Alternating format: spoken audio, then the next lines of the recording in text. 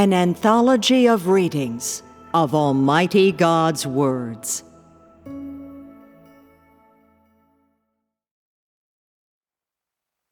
Is the work of God so simple as man imagines?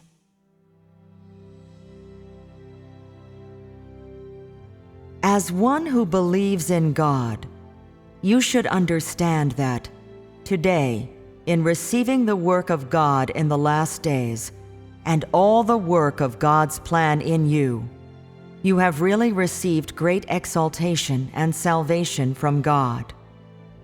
All of God's work in the entire universe has focused on this group of people. He has devoted all his efforts to you and sacrificed all for you. He has reclaimed and given to you all the work of the Spirit throughout the universe. That is why I say, you are the fortunate. Moreover, he has shifted his glory from Israel, his chosen people, to you, in order to make the purpose of his plan fully manifest through you group of people. Therefore, you are those who will receive the inheritance of God, and even more, the heirs of God's glory. Perhaps you all remember these words. For our light affliction, which is but for a moment, works for us a far more exceeding and eternal weight of glory. In the past, you have all heard this saying, yet none understood the true meaning of the words. Today, you know well the real significance they hold. These words are what God will accomplish in the last days. And they will be accomplished upon those cruelly afflicted by the great red dragon in the land where it lies. The great red dragon persecutes God and is the enemy of God. So in this land, those who believe in God are subjected to humiliation and persecution. That is why these words will become reality in you group of people. As the work is carried out in a land that opposes God, all of his work is met with inordinate hindrance, and many of his words cannot be accomplished in good time. Hence, people are refined because of the words of God. This too is an element of suffering. It is greatly arduous for God to carry out his work in the land of the great red dragon. But it is through such difficulty that God does a stage of his work to make manifest his wisdom and wondrous deeds. God takes this opportunity to make this group of people complete. Because of people's suffering, their caliber, and all the satanic disposition of people in this unclean land, God does his work of purification and conquest, so that, from this, he may gain glory, and gain those who stand witness to his deeds. This is the full significance of all the sacrifices that God has made for this group of people. That is to say, God does the work of conquest just through those who oppose him. Therefore, only doing so can manifest the great power of God. In other words, only those in the unclean land are worthy to inherit the glory of God. And only this can give prominence to the great power of God. That is why I say, the glory of God is gained in the unclean land and from those who live within. This is the will of God. This is just as in the stage of Jesus' work. He could only be glorified among those Pharisees who persecuted him. If not for such persecution and the betrayal of Judas, Jesus would not have been ridiculed or slandered, much less crucified, and thus could never have gained glory. Wherever God works in each age, and wherever he does his work in the flesh, he gains glory there, and there gains those he intends to gain. This is the plan of God's work, and this is his management. In God's plan of several thousand years, the work done in the flesh is in two parts. First is the work of the crucifixion, for which he is glorified. The other is the work of conquest and perfection in the last days, through which he will gain glory. This is the management of God. Thus, do not regard as too simple the work of God or God's commission to you. You are all heirs of the far more exceeding and eternal weight of glory of God, and this was specially ordained by God. Of the two parts of his glory, one is revealed in you. The entirety of one part of God's glory is bestowed upon you, so that it may be your inheritance. This is the exaltation from God and his plan predetermined long ago. Given the greatness of the work God has done in the land in which the great red dragon dwells, such work, if moved elsewhere, would have long ago borne great fruit and been easily accepted by man. And such work would be far too easy to accept for those clergymen of the West who believe in God, for the stage of work by Jesus serves as a precedent. This is why he is unable to achieve this stage of work of glorification elsewhere. That is, as there is support from all men and acknowledgement from all nations, there is no place for the glory of God to rest. And this is precisely the extraordinary significance that this stage of work holds in this land. Among you, there is not one man who receives the protection of the law. Rather, you are penalized by the law, and the greater difficulty is that no man understands you, be it your relatives, your parents, your friends, or your colleagues. None understand you.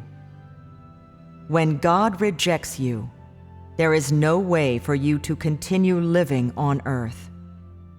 However, even so, people cannot bear to leave God. This is the significance of God's conquest of people, and this is God's glory. What you have inherited this day surpasses that of all former apostles and prophets, and is greater even than that of Moses and Peter. Blessings cannot be received in a day or two. They must be earned through much sacrifice. That is, you must have refined love, great faith, and the many truths that God asks you to attain. In addition, you must be able to set your face toward justice and never be cowed or submit. And you must have a constant and unabating love for God. Resolution is demanded of you, as is change in your life disposition. Your corruption must be remedied, and you must accept all the orchestration of God without complaint, and even be obedient until death. This is what you ought to achieve. This is the final aim of God, and the demands God asks of this group of people. As he bestows upon you, so too must he ask of you in return and make of you fitting demands. Therefore, all the work of God is not without reason, and from this can be seen why God time and again does the work of high standards and strict requirements. This is why you ought to be filled with faith in God. In short, all the work of God is done for your sake, so that you will be worthy to receive his inheritance. This is not so much for the sake of God's own glory, but for the sake of your salvation and for perfecting this group of people deeply afflicted in the unclean land. You must understand the will of God. And so I exhort the many ignorant people without any insight or sense. Do not test God, and resist no more. God has already endured all suffering that man has never endured, and long ago suffered more humiliation in man's stead. What else can you not let go of? What could be more important than the will of God? What could be above God's love? It is already a task doubly arduous for God to carry out his work in this unclean land. If man knowingly and willfully transgresses, the work of God will have to be prolonged. In any event, this is not in the interests of any, and is of benefit to none. God is not bound by time. His work and his glory come first. Therefore, however long it takes, he will not spare any sacrifice if it is his work. This is the disposition of God.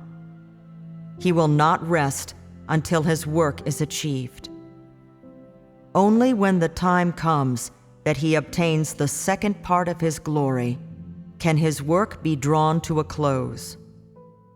Should God be unable to finish throughout the universe the work of the second part of his glorification, his day will never come. His hand will never stray from his chosen. His glory will never come upon Israel, and his plan will never be concluded. You should see that the will and the work of God are not as simple as the creation of the heavens and earth and all things. For the work of today is to transform those who have been corrupted, who have grown extremely numb, and to purify those who were created, then worked on by Satan, not to create Adam or Eve, much less to make the light or create all manner of plants and animals. His work now is to make pure all that has been corrupted by Satan, so that they may be regained and become his possession and become his glory. Such work is not as simple as man imagines the creation of the heavens and earth and all things to be, and it is not akin to the work of cursing Satan to the bottomless pit as man imagines. Rather, it is to transform man, to turn that which is negative into the positive, and to take into his possession that which does not belong to him. This is the inside story of this stage of God's work. You must realize it, and should not oversimplify matters. The work of God is unlike any ordinary work. Its marvel cannot be conceived by the mind of man, and its wisdom cannot be attained by such. God is not creating all things, and he is not destroying them. Rather, he is changing all of his creation and purifying all things that have been defiled by Satan. Therefore, God shall commence work of great magnitude, and this is the total significance of the work of God. After reading these words, do you believe that the work of God is so simple?